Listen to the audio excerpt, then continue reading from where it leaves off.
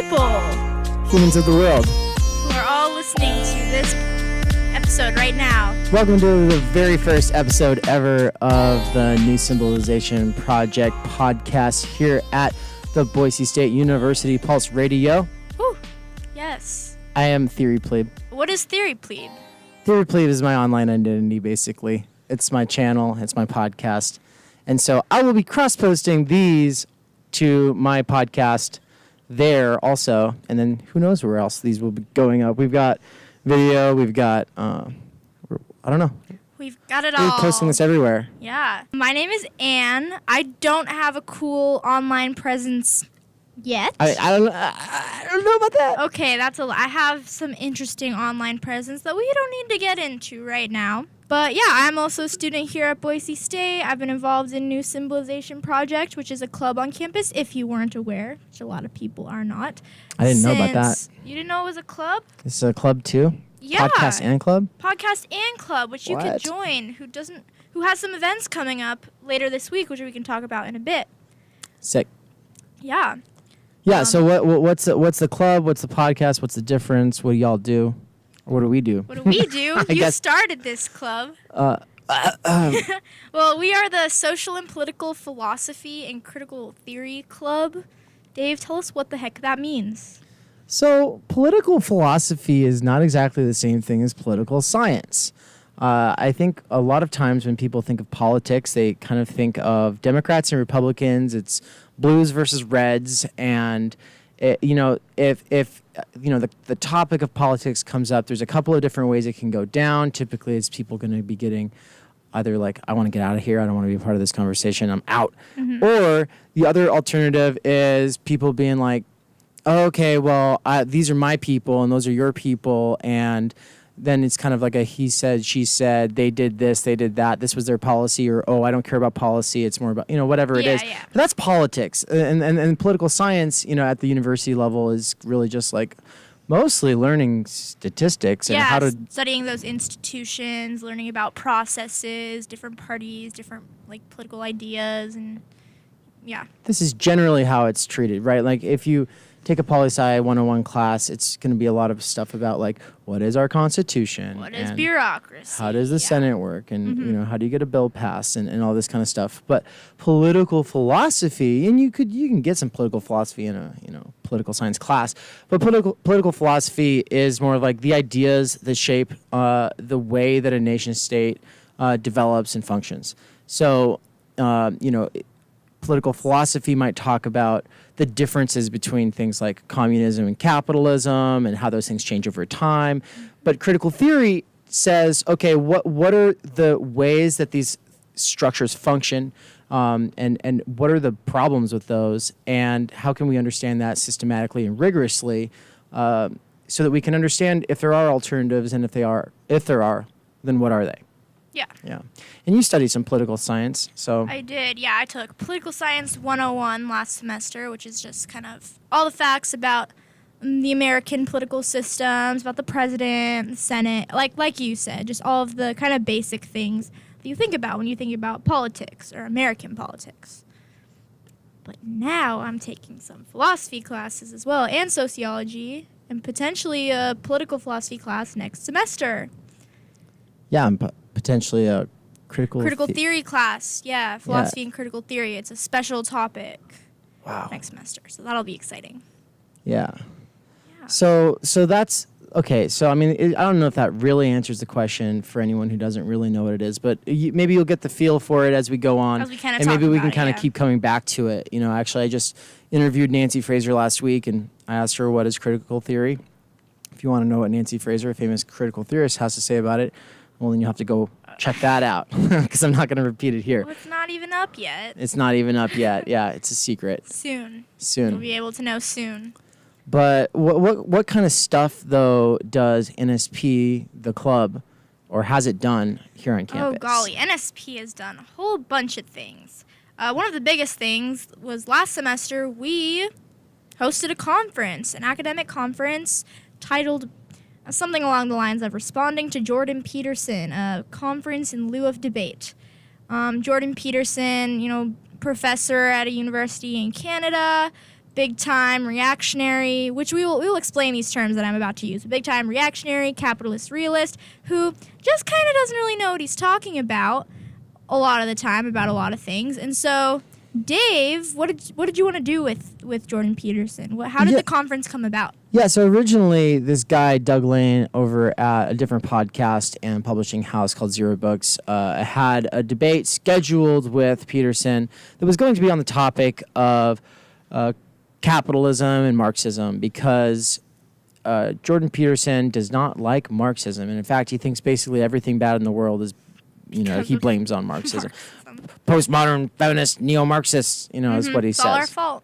Yeah, and so Douglas Lane was going to debate him just to be like, yo, you don't know what you're talking about when it comes to Marxism, because you basically just boil that all down to Soviet Russia, and you kind of ignore the fact that it is a systematic economic, historical, and philosophical analysis of the structures of the society that we live in, and that without it, if you neglect that aspect of the critique that Marx offers, then you really don't even know what's going on here, much less the reason why people get on board with various movements to try to get rid of capitalism, right? So, if you just, and that's true, because Peterson just thinks that Nazis and Stalinists basically across the board are basically the same, because it's collectivism. Mm-hmm. He's just like, it's totalitarian collectivism. That's the same thing either way. And it's like, well, to a certain degree, there's definitely like the way that totalitarian regimes get really scary when the state has too much power and it's concentrated in just a handful of authorities or what have you. But he completely neglects the real substantive reasons why these movements were looking to change the society that we lived in, the systemic contradictions within the system itself that were producing really nasty effects. And so if you just if you just look at the political movements that form in the name of Marxism, but if you ignore the philosophical underpinnings of what Marx was actually doing in analyzing these structures and trying to understand, for instance, how value operates and functions and shapes our lives, then you're missing that. And so here Douglas Lane was going to be like, let's debate. And then Peterson was saying that he was going to do it. But then I think that in the follow-up email, Douglas Lane was like, yeah, and I'll be coming at it from this angle. And I think, well, this is pure speculation, but basically as soon as they found out what was going on with this, that he was a Marxist, they pulled out. And they said, oh, we can't do it anymore. And then they said that they could reschedule, but they never actually rescheduled. Mm-hmm. And I was like, oh, bummer. I was really looking forward to that debate. At the time, I had not thought, I was still really interested in Peterson and critiques of Peterson. I'm kind of so over it at this point because of the conference and all the organizing that went into that. And so I'm tired of hearing the damn dude's name. But, at the time I was like, that would be awesome, to still hear your side of the story, Doug, if you would like to come to campus, give a talk, blah, blah, blah. And NSP had actually done a book reading of Capitalist Realism where Douglas Lane joined us at the end of it for a special conversation. Yeah, so anyways, this debate didn't happen, and Peterson, after the fact, was telling people that Marxists won't debate him. So Peterson cancels this debate for whatever reasons, but then has the audacity to say, no Marxists will debate me, which is Bullshit. Bullshit, yes. Good place reference for you there. But yeah, so what did you do after that? So, so first of all, Doug Lane was down to come do a talk, but it turned into a big thing. It turned into a conference, basically. Yeah. And so we brought 20 people from all over the country to talk about, I don't know, I'm guesstimating here, but it was about 20 people from all over the country to critique Peterson in more or less, most of the time, academic ways on a variety of different fronts. So Emily Potas was critiquing him on his misuses of mythology and history. Marilyn Lawrence was critiquing him for his misuses of Jungian psychoanalysis. Mm-hmm. We had someone critiquing his just scientific reasoning and biological understandings of... A few people, yeah. Yeah. Yeah, Jamie in particular from Eraserhead Fukas. Yeah. Was critiquing the pseudoscience that he will implement from time to time. Yeah. You know, and we didn't get enough into his gender essentialism and how it's weird that he gets to kind of do this dance between, on the one hand, he'll ground out his gender binary sort of view using biology, but then he'll like swap right over and just kind of use normative statistics like, oh, on a regular basis, you know, more biological men do this and more, you know, but at the same time, if you try to chase him down those rabbit holes, he'll just bounce over to his Jungian archetypes and talk about how, you know, the archetype of woman is chaos and the archetype of man is order, and get into all of this stuff where he's cherry picking history, he's cherry picking myths. And you know, why are we even talking about this guy still? Well, I mean, he was the #1 bookseller for half a year. He's got a huge following within the communities online, mostly that are boys between the ages of 12 and 25 who play a lot of video games. And those people have a lot of money to spend, and they have a lot of angst and alienation that they're looking for answers to, and this guy is speaking to them, and I used to be one of those, and so I just kind of took it up as a personal sort of cause. And I think a lot of other people had their own kind of reasons why they have bones to pick with him, but you know, everyone kind of had their own bones to pick with him. We all came together, and the biggest person presenting there, as far as name recognition goes, was Richard Wolff. That's right. From Democracy at Work. He's also a big name professor and economist. And that talk has over 100,000 views on YouTube. Woo! Yeah. And this talk will probably be on the YouTube too. Have 200,000 million views. Yeah, and down likes. Yeah, all the comments in the Richard Wolff talk, half of them are like, wow, thanks. Half of them are like trashing on Dave's outfit that they wore. Because I had a dress on. And a cute little bow. It was awesome. Yeah, a cute bow. And then the other half, okay, now there's 3 halves apparently, but the rest were all just, this guy doesn't know what he's talking about. Capitalism is the best thing to ever happen. And so Anne's near impersonation you just heard there's a more elaborate version of that. So I guess I do have an online persona. Manly man. Manly man. Because in the capitalist system, everyone can be at the top. Yeah, those dirty scum, poor people, they're just not working hard enough. Steve Jobs started in a garage, and you want to complain about the Bezos of Amazon with billions of dollars? He worked his butt off for that. It was like MANN, because my name is Ann. And the M is in parentheses. Yeah, Manly Ann, basically.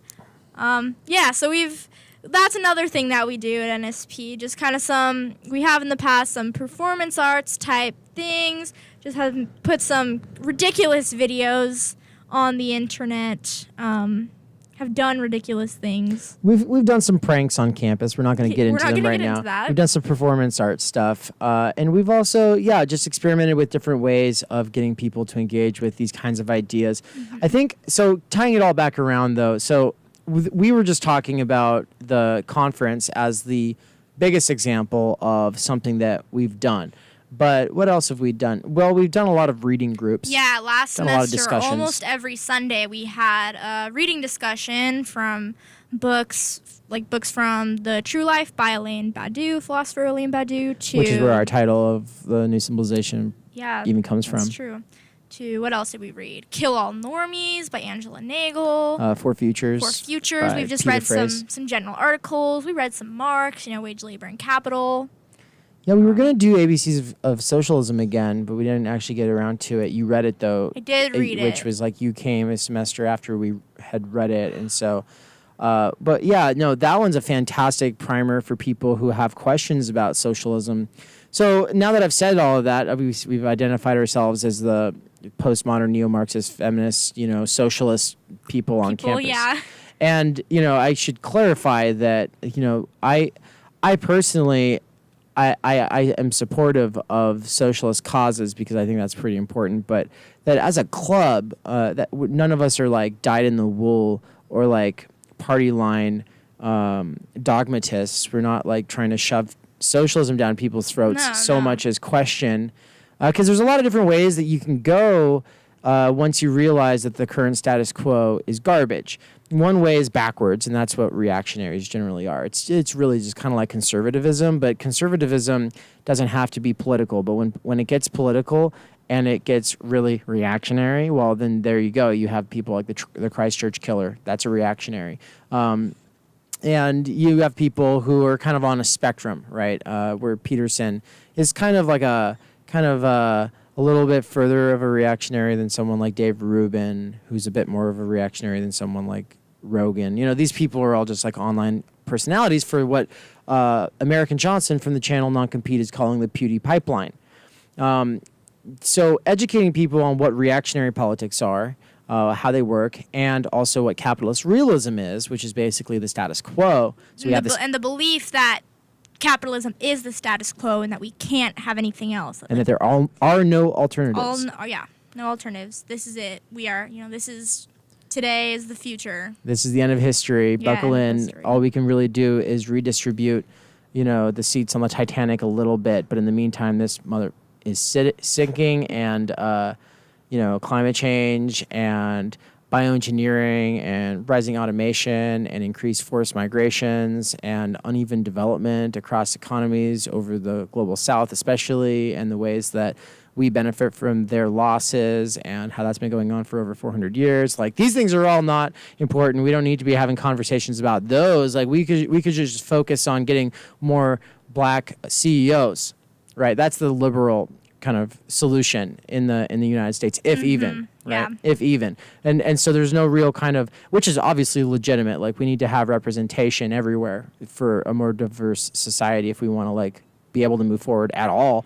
But there's still going to be these big class divides, no matter who is in the top, who is the CEO. So really, that'll improve, representation, diversity. Yeah, you can always help a few people by getting someone into a position of power. And, the more people we have, the more diversity we have, the more ability we'll have to, hopefully break out of various forms of systemic racism. But at the same time, what we're getting at is that there is the status quo, that capitalist realism says that it's the only way, that reactionaries say, well, maybe like it was the right way, but like a little bit ago, like maybe back in like the 50s, or maybe they think like back in, I don't know, they usually have some golden era, if you're reactionary enough, you want to go back to ancient Greece, basically. And, whatever. But the new Symbolization Project is simply the idea that reactionary solutions and capitalist realist ideology are both insufficient to the task for thinking about the kinds of problems that we find most concerning today, which I just listed a few of those ones. But and I mean, the book For Futures really gets at that. It really lays it out. It's like automation is rising rapidly. That changes the game. We also have like the typical issues with capitalism, with uneven development across the world, which forces migrations. And so in a world where people's value is literally only seen as, you're only valuable insofar as you're able to contribute to the growth of profit for private interests. If that's how we see human value, then we're only thinking in terms of work and jobs.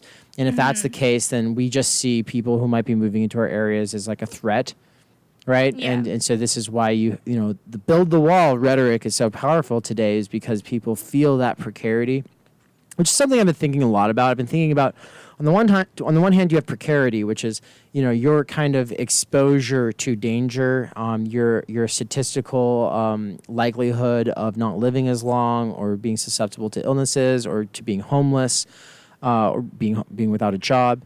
That's precarity. Then there's alienation, and it's the idea that you feel alienated from the world you live in. You feel out of place. And detached, another way of saying. Yeah, you feel detached. There's various forms of alienation. Marx's kind of alienation is famously like feeling it's where you are putting all of your work, energy in a week into something that you're barely getting enough to live on, given back to you, and creates a situation where you just have enough to live, but you don't actually have any ownership over those things that you've been creating. The goods that you've been making, you don't have any authority over them. They're not yours. They belong to, whoever you're working for.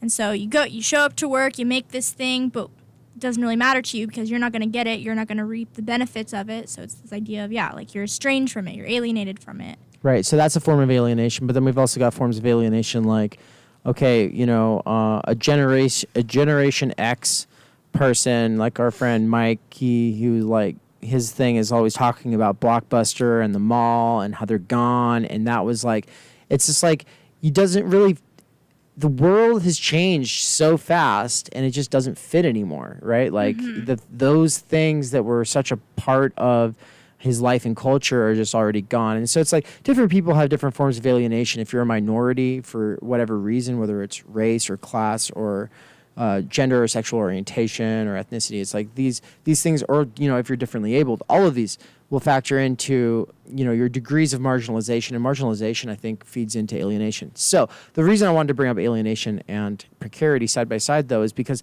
I think that, like, increasingly a lot of people feel both. And that political ideologies feed off of the ability to get you, they hook you by giving you an answer. You feel alienated, you feel precarious, and so they give you an answer for why you feel alienated or precarious. Yeah. And I think critical theory helps us like separate out, for instance, some of these things. So with Peterson and his rise to success, people feel more and more precarious and alienated.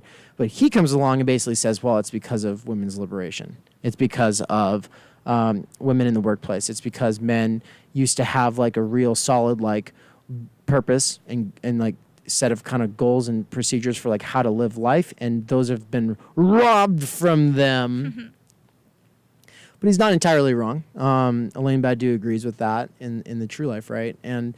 But I mean, the difference between a reactionary and a more progressive or sort of new symbolization like take on it, there's a lot of competing narratives for why you feel that way, but the most systematic, rigorous, relevant, and the one we take, that we use the most, begins with Marx and gets expanded through other critical theorists.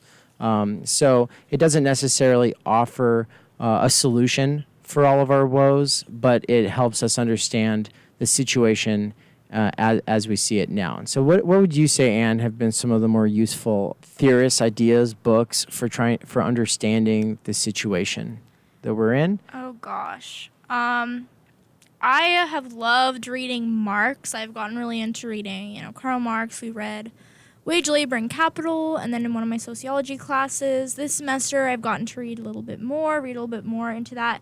And I think, like, as old as his theories are, they're just so useful for kind of explaining the intrinsic problems with capitalism. At like the very core of it, it's inherently unequal. There's these divisions of labor and all these problems that come with that. And so I think that has like been one of the most helpful theorists in understanding it all. But then, just like a lot of the readings that we have done through NSP have gotten me thinking about society and thinking about capitalism and politics in whole new ways, like the true life. I read a book called Capitalist Realism by Mark Fisher like a month or so ago, which another one just gets you thinking about the status quo and understanding why some people believe that, capitalism is the only answer. Everything that I've read has been really enriching. What about that capitalism, a conversation? Oh my gosh. Okay, so over the past few months, Dave and I have been reading this book called Capitalism, A Conversation in Critical Theory by Nancy Fraser, who Dave just had did an interview with, and Rahel Yagi. Mm-hmm. J-Dog. J-Dog, that is what we call her, because I couldn't pronounce her last name. But yeah, that book, oh my gosh, it's basically, these two brilliant women having a conversation, just in text form, about capitalism and the problems, and trying to understand, the history of it and different forms of capitalism. it was awesome. It was an awesome book. I definitely am going to revisit it soon. Yeah, I really want to revisit it as well. And a few books do I come back to really fast like that, especially, with, reading philosophy and critical theory. I tend to be reading really difficult texts because, the most difficult ones, you really have to wrestle with them to really get what they're saying, to get those concepts out of them. And then once you actually get them, it's like, oh my gosh, these are amazing. Rarely do I feel the same way about books that are just kind of like aimed at a general audience. And part of the reason is because books that are aimed at a general audience are usually, 200 pages of unpacking, like what would really just be like 5 pages of like really condensed, really like, hard to read, jargon. And that they have their place. But what I think that Rahal Yegi and Nancy Fraser are able to do with that book is it's unreal how much ground they're able to cover. And for them, it's all about starting up a conversation that they feel has died and that is coming back to life. And that is the conversation of capitalism itself as the primary and fundamental mode of oppression through exploitation and expropriation. And that's a difference that they tease out a lot in that discussion is this division between exploitation and expropriation. Yeah. Yeah. Expropriation being of it's completely unpaid. It's not compensated. And so whether that is and it's always from the reproductive realm for Fraser's work. So it's like there's the reproductive and the productive. The productive is the economy, and the reproductive is either within society, it's going to be reproductive care. This is typically assigned in traditional gender roles to women and mom work. And then there's the reproduction of nature, which we just take for granted, the idea that the nature's always kind of recycling for us. And so you've got the reproductive and the productive. And exploitation happens within the productive, and expropriation primarily happens within the reproductive. So unpaid house labor and then like you just take from the trees, take from the mountains, take from the ocean, and you're not renewing. You're just constantly taking. Yeah. So in the productive realm, in the economic, the worker is at least given enough to keep coming back to work. But in nature, we're not even giving enough so that nature can keep coming back with what we've taken, right?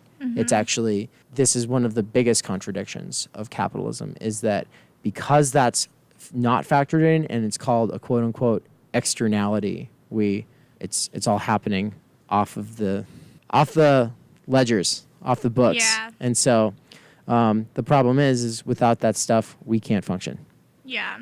So let's take we'll play a song or two, take a few minutes, and come back for some more.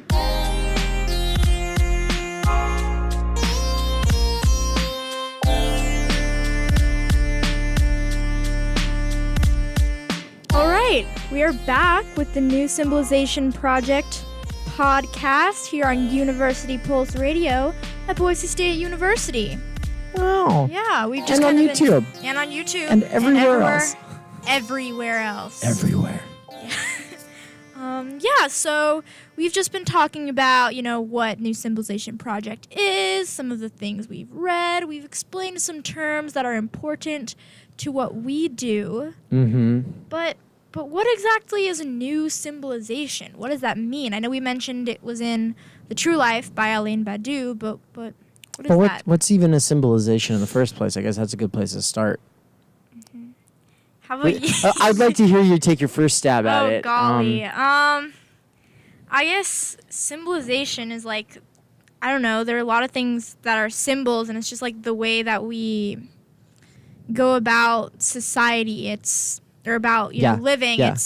It's all the things that have certain meanings. So for example, like language. Language is a symbol. It's used to represent something else. And so I kind of see it as the status quo, the new symbolization being we need to rethink the way that we are going about society. We need to rethink, what is what is acceptable genders? How should our economics and politics be? And it's the idea of doing something different. So it's basically, I would say, like the opposite of like reactionary politics. Mm-hmm. Yeah, exactly. It's a complete reconfiguration of law, of economics, of politics, of language, just like you just touched on with all of those other aspects. And law, when I say law, you know, it's not, we're not just talking about within like the system. So like, you know, revolutionizing the way the economic system works is, I mean the justice system works, I think is something most people think probably needs to happen, right? We don't have the worst system in place, but we definitely don't have one that's very workable. You know, as it stands, you basically cannot get just representation. You cannot, because unless you're rich. And then that's not just. That's inherently unjust if only the rich are able to get represented in the justice system. Yeah. So then there's also just the fact that the current system of justice, it's predicated on the Westphalian framework, which is the nation-state framework, where the only legitimate subject of justice is the person who is from here, basically, which that ties our hands for being able to truly deal with everyone who's affected by the decisions made by leading countries in a world where the decisions flow downstream and they hurt people outside of the boundaries, the borders. So also, you know, a new civilization is going to have to reconceptualize how borders function because people need to travel more and more and more. Yeah. So a new civilization is, and I should clarify, so in The True Life, Badiou actually says that capitalism is a de-symbolization. It's not actually a real symbolization. Symbolization is what you have when you have, there's God, then king, and then the ruling class beneath that, and then it goes down and like there's a strict hierarchy and like there's a symbolization there. It's one that we don't want to go back to unless we're reactionaries. And then, but what we have currently is just kind of like a, capital is sort of this free-wheeling machinery that doesn't really deal in the realms of human meaning. It's just about the dollar as the bottom line, and it's tearing apart the world of meaning. And so some kind of a new civilization would not be, hopefully it's not going to have a king and you know, and like a strict patriarchal rule and all of that, but it has to be something. Right. And so postmodernism is kind of like realizing that all of the big narratives that shape our lives are constructed and relative and stuff like that. Metamodernism is one approach that tries to, you know, that tries to say, okay, now that we've realized that, though, we still need narratives. But how do we come together and form narratives that will, you know, be able to organize society and give us all purpose, meaning, direction, without just trying to go back in time. Yeah. So it's kind of the idea that, yeah, like I said, we need something beyond capitalism. We need to do things and construct society and have conversations in a different way than we have been. And that's kind of what we've been trying to do with New Symbolization Project, is exposing people to these new ideas, to, you know, new works, new ways of thinking about things, new uses of language. Yeah, that's kind of the goal of the club. And that's what we tried to do last semester with some of the events we did. And then, you know, in the next few weeks, we've got some more events coming up that are kind of going to be doing the same thing, just starting conversations. So next week, right, April on the 10th, in the ILC, we've got the Pewdie Pipeline. I kind of mentioned that earlier. So what is a Pewdie Pipeline? I guess I would describe it as like the rabbit hole of videos that get suggested to you when you watch like a PewDiePie video. You know, first it's just like more PewDiePie and video games, but then you start seeing like some crazy alt-right, like conservative, fascist videos coming up. And, you know, if you have it on just automated play next, you kind of just start to fall down this rabbit hole and get exposed to these new videos that don't have anything to do with like playing video games, but kind of align with PewDiePie's supposed I don't know, political beliefs. Yeah, or lack thereof. That just kind of like the whole thing is like when you're just kind of an edgy gamer bro having fun, and he's having fun, and his followers are like 9 through 12-year-olds on average. It's like they're all just there to have fun and not take things seriously. But there's a lot of people who take advantage of that kind of an atmosphere of just having fun and not taking things seriously to then kind of like let air their more hate-fueled, worldviews. And so you get a lot of conspiracy theory videos, and then you also get like that anti-SJW industry forming, these people who've made an entire living just making fun of feminists, just making and the thing is like everybody, every group, any organization, any movement, there's always going to be some dummies, so there's always going to be some like dumb moments, where someone looks bad, but these people have like tried to make an art form out of taking the worst moments of anybody who actually cares about things and making them look real stupid so that people who don't really care about things, who are trying to just have fun, can feel intellectually and morally superior sitting on their butts not doing anything. Yep. It's basically what it is. Yeah. Yeah. So at this event, I think we're going to watch a video made by another YouTuber, American Johnson, explaining the Pewdie pipeline. Mm-hmm.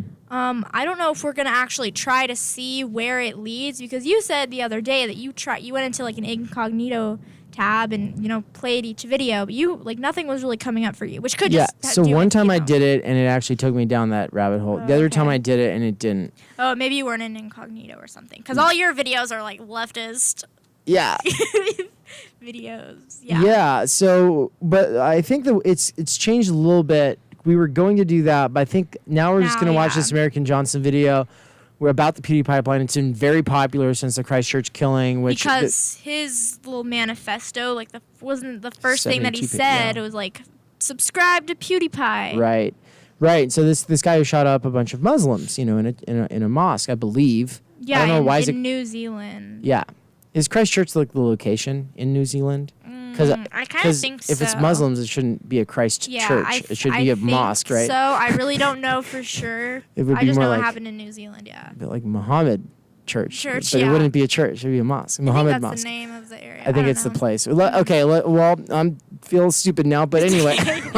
But yeah, so anyway, that was a terrible tragedy, and that 72-page manifesto believes in the Great Replacement. It believes in and promotes the idea that the white race is being eradicated and bred out by these postmodern neo-Marxist feminists. And so these particularly noxious conspiracy theory, and it's been thoroughly debunked now by a video made by Sean critiquing the Great Replacement. So we're going to watch the American Johnson video and the Great Replacement video, followed by a panel. And that panel will hopefully have a couple of people who've been more or less seduced by the Pewdie pipeline sort of alt-right, alt-light kind of areas of the internet. So that could just be me saying that there was a time when I was half-pilled and I was like interested in some of the things Peterson was saying.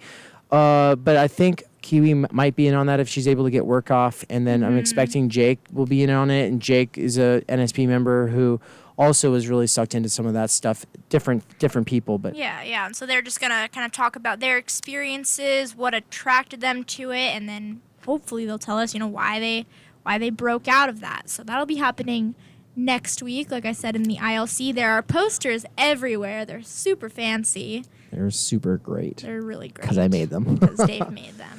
And American Johnson might be joining from Vietnam. Yeah. And so anyway, that's that. Then Peter Coffin's coming the week after. Yes. Now, Peter Coffin is another YouTuber, bread tuber, left tuber. Those are all terms used to describe bread tube and left tube terms to describe like leftist YouTubers and kind of that quote community, if you want to call it that.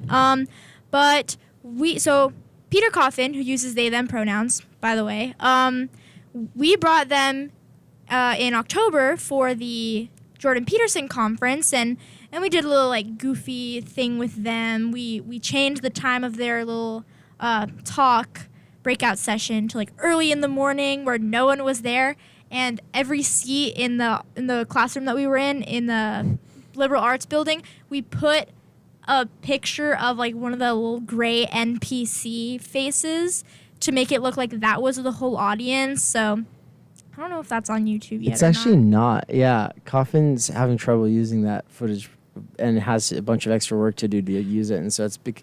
But anyway, it was funny. So it was a lot of fun because being Peter there. Coffin does that kind of stuff. They make these like very important documentaries.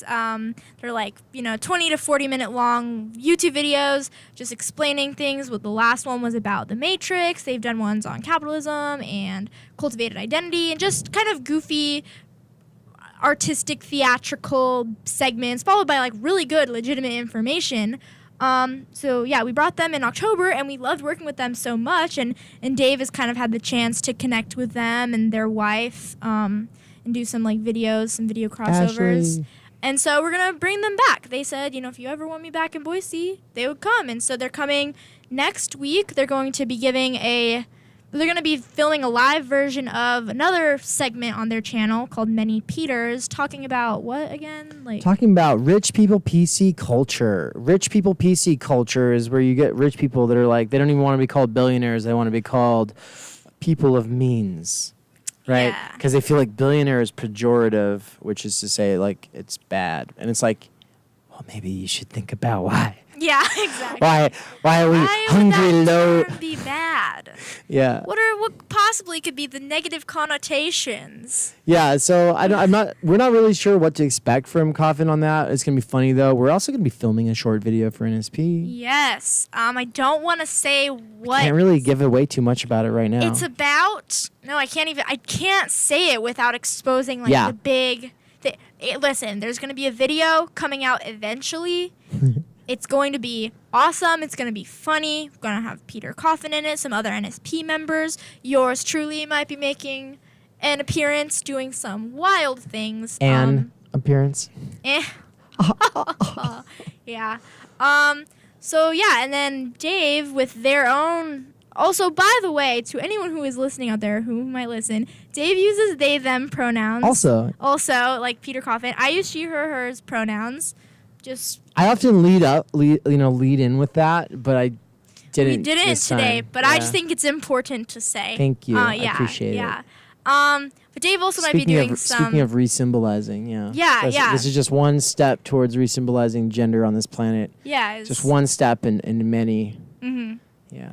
Yeah, but Dave might be doing some little crossovers here and there with Peter Coffin and just use, Peter in some of their own. Videos, maybe. We'll see. They're going to be here for, I think, 4 or 5 days, and it's going to be wild. It's going to be crazy. We're going to do a whole bunch of crazy things. Yeah. Well, that pretty much covers, like, the kind of stuff that NSP, the club, is doing and what we're all about. So the other thing, though, about this podcast is that New Symbolization is sort of an umbrella for a loose affiliation of people who are working together.